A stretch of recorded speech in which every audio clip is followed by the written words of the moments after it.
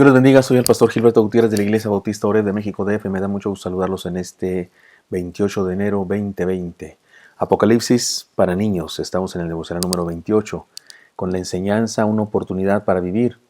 Estamos en el cuarto devocional con este tema, basado en Apocalipsis capítulo 1, versículo 6. Sigamos estudiando el mensaje del Señor a la iglesia de Sardis. Se trata de un desafío con tintes de disciplina para una iglesia contaminada que debía buscar la fidelidad. Leamos el pasaje, dice así: escribe al ángel de la iglesia en Sardis, el que tiene los 7 espíritus de Dios y las 7 estrellas, dice esto: yo conozco tus obras, que tienes nombre de que vives y estás muerto. Sé vigilante y afirma las otras cosas que están por morir, porque no he hallado tus obras perfectas delante de Dios. Acuérdate pues de lo que has recibido y oído, y guárdalo y arrepiéntete. Pues si no velas, vendré sobre ti como ladrón, y no sabrás a qué hora vendré sobre ti. Pero tienes unas pocas personas en Sardis que no han manchado sus vestiduras y andarán conmigo en vestiduras blancas, porque son dignas. El que venciere será vestido de vestiduras blancas, y no borraré su nombre del libro de la vida. Y confesaré su nombre delante de mi Padre y delante de sus ángeles. El que tiene oído, oiga lo que el Espíritu dice a las iglesias. Esto está en Apocalipsis capítulo 3, versículos 1 al 6. El Señor siempre fue honesto al hablar de sus seguidores. Él sabía quiénes le seguían de verdad y por qué le seguían. Leamos algunos pasajes que nos hablan de esto. Dice así en Juan capítulo 2, versículo 23 y hasta el 25. Estando en Jerusalén, en la fiesta de la Pascua, muchos creyeron en su nombre, viendo las señales que hacía. Pero Jesús mismo no se fiaba de ellos, porque conocía a todos, y no tenía necesidad de que nadie le diese testimonio del hombre, pues él sabía lo que había en el hombre. Está clarísimo.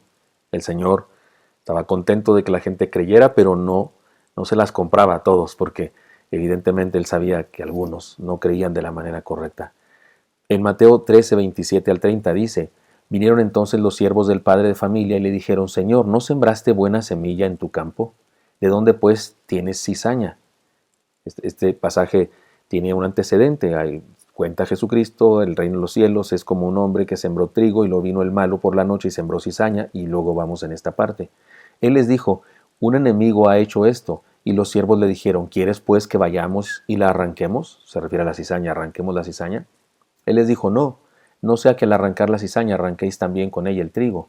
Dejad crecer juntamente lo uno y lo otro hasta la siega, y al tiempo de la siega yo diré a los segadores: recoged primero la cizaña y atadla en manojos para quemarla, pero recoged el trigo en mi granero. Eso está clarísimo. Las semillas recién dadas a luz, por así decirlo, recién salen, se parecen mucho las plantitas. No se sabe cuál es una planta y cuál es otra. Además, sus raíces están entrelazadas. Arrancar la cizaña era arrancar también el trigo, y además no se sabía cuál era cuál.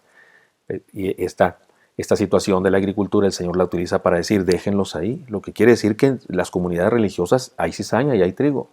Es lo que quiso decir el Señor acá. Así que lo que este pasaje nos enseña respecto a las fallas y la contaminación del mundo en la iglesia de Sardis es algo que el mismo Señor había profetizado. Así que no debería desanimarnos esto en nuestra fe, sino alentarnos para esforzarnos en mantenernos fieles. Ayer aprendimos que la vida de la iglesia, los días anteriores, aprendimos que la vida de la iglesia es más que un nombre o una fama, que la vida de la iglesia es un asunto de visión y que la vida de la iglesia es un asunto de discipulado. Hoy la enseñanza es esta: la vida de la iglesia es un asunto de remanentes. Les explico esto. Eran 300 soldados los que Dios quiso utilizar para vencer a los madianitas con Gedeón, y por eso le instruyó a este varón Gedeón para que disminuyera su ejército. Fueron solo 12 apóstoles con el Señor, y fue con ellos con los que inició la conquista del mundo. En toda época de apostasía en el pueblo de Dios siempre ha habido un remanente en donde Dios ha querido manifestarse. Cuando Elías mató de hecho a los sacerdotes de Baal y posiblemente también los de Astoret, por lo menos 450 sacerdotes les ganó en un duelo teológico, porque aquellos no pudieron encender el fuego con su oración o pidiéndole a su Dios, y Elías sí, porque Dios encendió el holocausto. Y luego Elías los degolló, pero luego huye porque lo persigue la malvada mujer esposa del rey, la tal Jezabel. Y entonces Elías va con Dios, y finalmente cuando se encuentra con Dios le dice: todos se han apartado, todos se han ido tras los Baales, solo han matado a tus profetas y solo yo he quedado. era mentira, no había quedado solo él, había un remanente.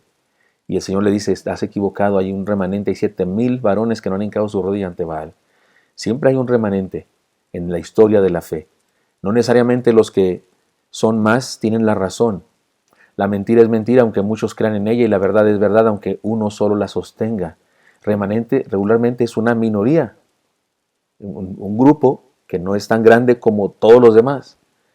Esto no significa que debamos evitar crecer como iglesia, no, claro que debemos apasionarnos por la obra de Dios y porque crezca, debemos seguir predicando el Evangelio y mientras más personas alcancemos, más gloria para Dios, pero debemos recordar que estrecha es la puerta y angosto el camino que lleva a la vida.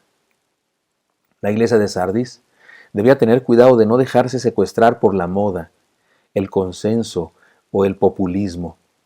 El Señor le hace saber que Él conoce que hay un remanente que forma parte de la iglesia y a esas personas el Señor les llama dignas y dice que no han manchado sus vestidos y les reconoce como discípulos que andarán con Él aún más allá de la muerte, porque Él promete Él, ¿verdad?, llevarlos con Él.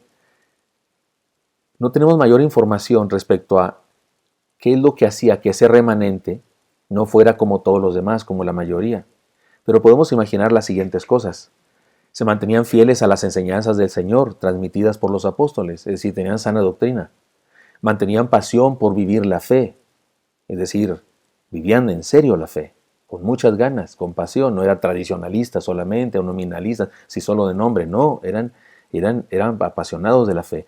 Y sobre todo, me parece que esto es lo más importante y creo que esto es a lo que se refiere aquí en Sardis, se mantenían fieles a la ética cristiana, es decir, que no se contaminaban con la inmoralidad del mundo grecorromano de sus días.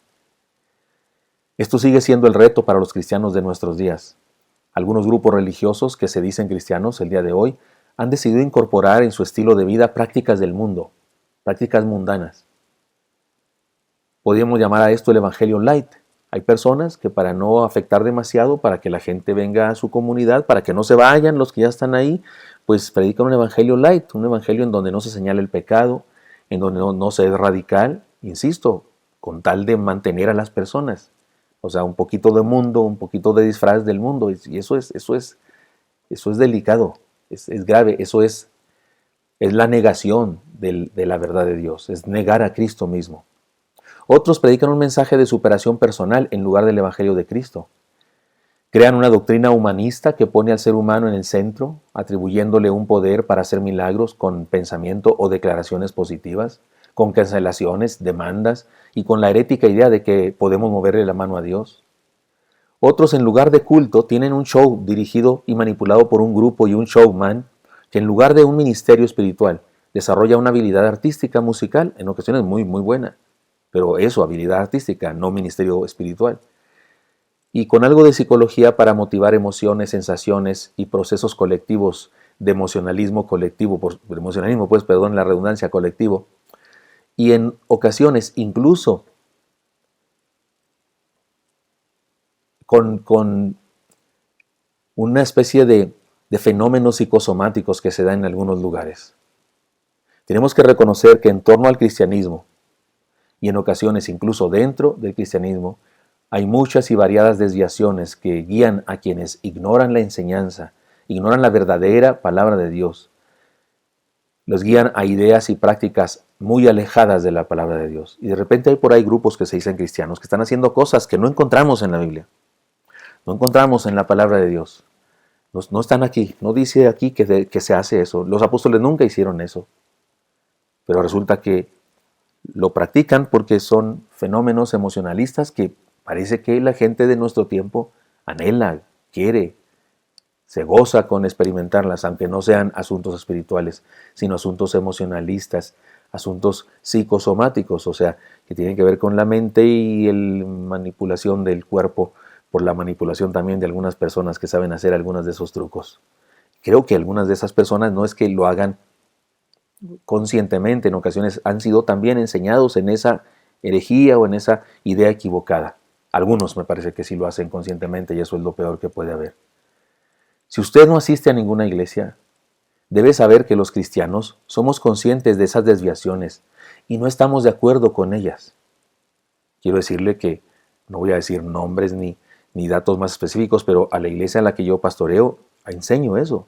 Hay pseudo pastores, falsos profetas, falsos apóstoles, algunos de los cuales salen por televisión, que algunos pastores le enseñamos a nuestra congregación, eso no es la verdad, ese no es el evangelio. Es decir, somos conscientes. Si usted no va a una iglesia cristiana, quiero decirle que los cristianos somos conscientes de esas desviaciones y no estamos de acuerdo con ellas. Y pasajes como el que estamos estudiando nos dan a conocer que desde el mismo origen de la iglesia existieron esos problemas. La enseñanza entonces es muy clara y podemos decirla de dos maneras. Número uno, si somos cristianos y miembros de una iglesia, hagamos todo lo posible para mantenernos en fidelidad a la doctrina de la Biblia y en fidelidad al estilo de vida cristiano.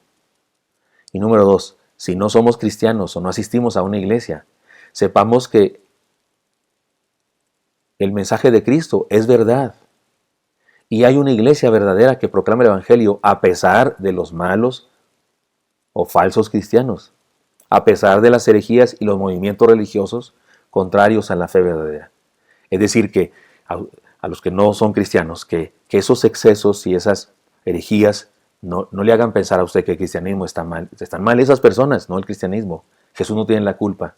Siempre ha habido, y en todas las religiones, y en todas las ideas religiosas y filosóficas, siempre hay personas que se desvían del mensaje original, de su fundador o de su profeta. En este caso, no es solo un profeta ni un fundador, es el Hijo de Dios que vino a la tierra, Jesucristo, y Él enseñó ciertas cosas. Y ha habido en toda la historia de la humanidad, después de Él, por supuesto, personas que han malinterpretado sus enseñanzas y personas que han usado sus enseñanzas para provecho personal, para riqueza personal. Así es que los que somos cristianos, cuidémonos de ser fieles a la doctrina y la vida cristiana verdadera, de acuerdo a la moral de la palabra del Señor.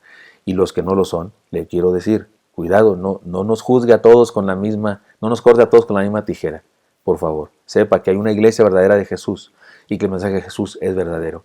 Y que esas personas anden enseñando herejías no significa que no exista la verdad en Cristo. Seamos de la minoría que se entrega a Dios, de la minoría que se entrega a Dios verdaderamente y totalmente. Espero que esto sea útil para usted y me encantaría encontrarme el día de mañana. Hasta pronto.